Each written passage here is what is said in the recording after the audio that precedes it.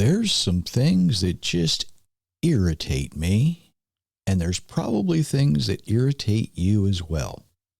Hello, everyone. Thank you for letting me spend some time with you today. And that's what we're going to look at. Things that irritate us. Now, I have to remind you to hit the like, share, subscribe, all those things, right? And that having to remind you doesn't irritate me because people forget. I forget too. And it would be very hypocritical of me if it would upset me that you forgot that.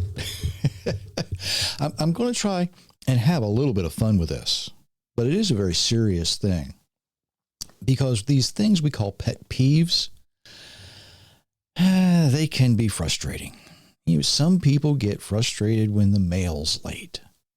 Some people get irritated when they go to the store and they're out of their favorite product. Some people, they have their little things. Now, I'm going to tell a little story on Myron myself, because there's things that I do that I know irritate her. I know they do. She asked me not too long ago what color a certain room should be or how something should be decorated. Well, I'm no interior decorator. I don't know. She's looking for my input. I get that. But when I don't have any, it frustrates her. It does. And yes, there's things she does. And the one that used to really bug me the worst, she doesn't do anymore. I think she's figured it out. She would ask me to do something. Can you do this? I don't know how to do it. And as I'm doing it, she'd look at me and, I wouldn't have done it that way.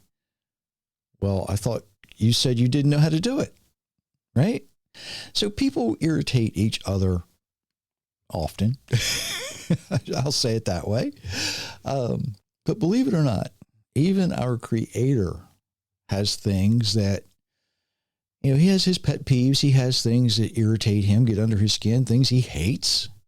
If you look at Proverbs 6, you see the haughty eyes, a lying tongue, hands that shed innocent blood, a heart that devises wicked schemes, feet that run swiftly to evil, a false witness who gives false testimony, and someone who stirs up discord. Those are the things that upset him. And hopefully, these are the things that upset us. Right? Now, if you look at Proverbs 8, it says, to fear the Lord is to hate evil. Okay. Now, these things that upset him should upset us as well. They should be our pet peeves too. But what's the difference between what he says is his pet peeve and what we say is ours? Well, we can kind of summarize it very generally in saying, he hates evil, and we should too, but sometimes the things that upset us the most are the things that affect us right now in our own selfish, self-centered way. The store being out of a product you might want, it's not really the store's fault. It could be that everybody else likes it too, so they buy more of it than you do. Mail getting there late, that could be traffic. That could be a lot of different things that happen, but it affects me right now. And I'm selfish and I want what I want when I want it. I get that way. There's things that I know and I have learned I need, right? If I need something and I'm pretty sure that our local suppliers don't have it, I'll give them a try. And then I kind of get mad at myself when they don't have it because I knew they probably didn't. Is it frustrating? Yeah, it's frustrating. And then I have to come home and order it, and it takes a few days. But these little things, these little pet peeves, typically they are, well, let me say it this way. The things that affect us and only us they're pretty much coming from our selfishness. The things that affect our Creator, they come from our sin, right? Now, as I'm getting older, there is something that bothers me a little bit more and more all the time. And that is when well-meaning, and I mean good-hearted, well-meaning, wonderful people either take some type of action or say something without the knowledge or the information necessary to make it worthwhile. And I know that sounds funny, right? But you've probably experienced this. Maybe you've gotten some bad news. Somebody shows up that you know, and they can tell something's wrong, and what's going on? You tell them, and they're like, "Oh, I didn't know that." And they want to help. They want to make you feel better. So they say something kind of silly. Maybe they'll say, "Oh, well, it'll be all right. It'll be all right." Now, you probably already know it's going to be all right.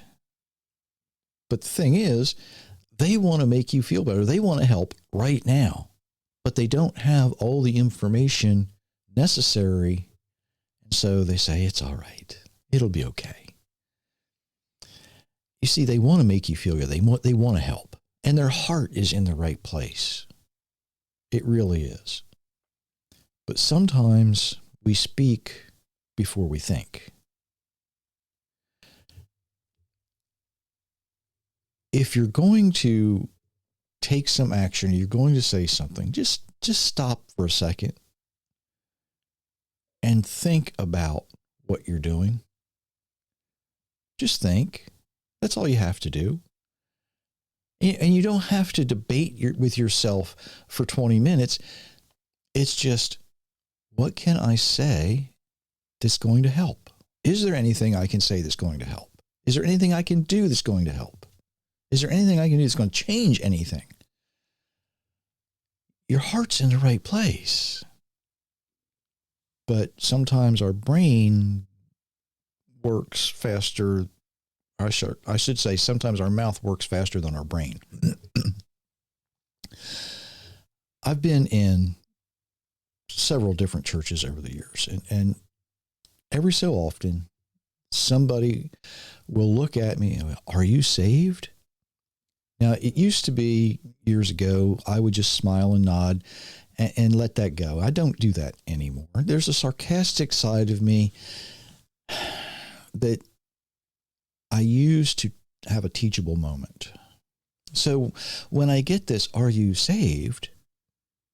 I will, from what? Now, I know where they're going with it, but what I'm looking for is, do they have the information to have that conversation? Or is this going to be a moment that I can teach?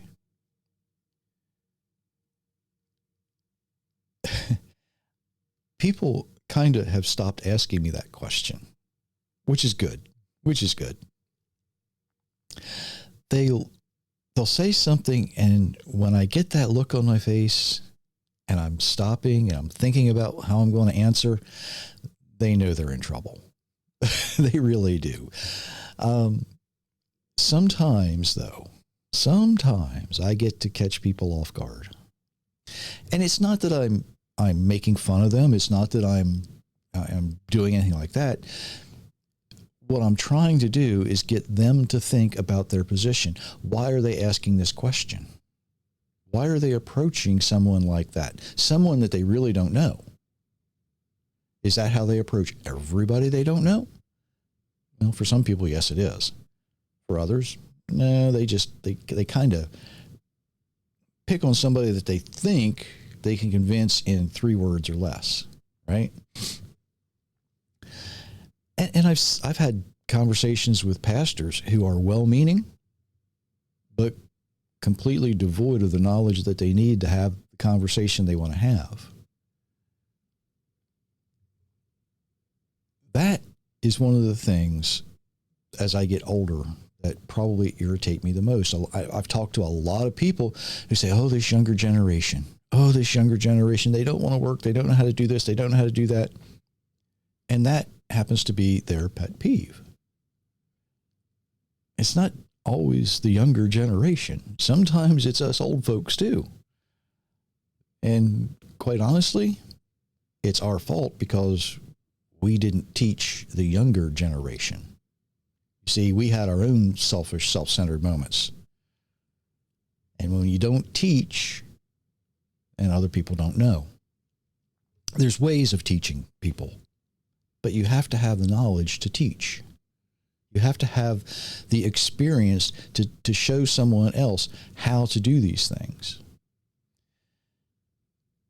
The understanding of why things irritate us, the understanding will often eliminate the irritation.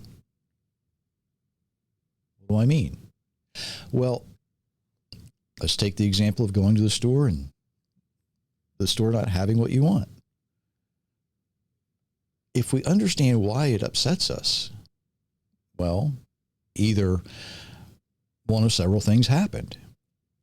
The shipment didn't come in. The shipment, it didn't arrive. Other people bought the product first, or maybe they stopped making it. If we understand why we're upset, it doesn't, eliminate the problems of it not being there. But the foundational problem of why we're upset is because I wanted it right now for me. When our Creator gets upset, it's a different story. It's not what He wants right now for Him.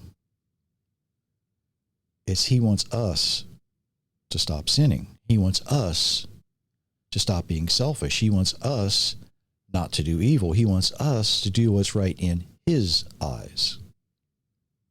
Big difference, isn't there? When we understand the thing, well, now let me rephrase this, as I just started to go somewhere I didn't want to go. When we begin to understand the reason behind our irritation, it helps us eliminate the irritation. When we understand why our Creator is irritated, it helps us understand why He's irritated. And usually it's our fault. It's usually our fault. That's just something to think about until next time. And until then, I do wish you many, many blessings, everyone.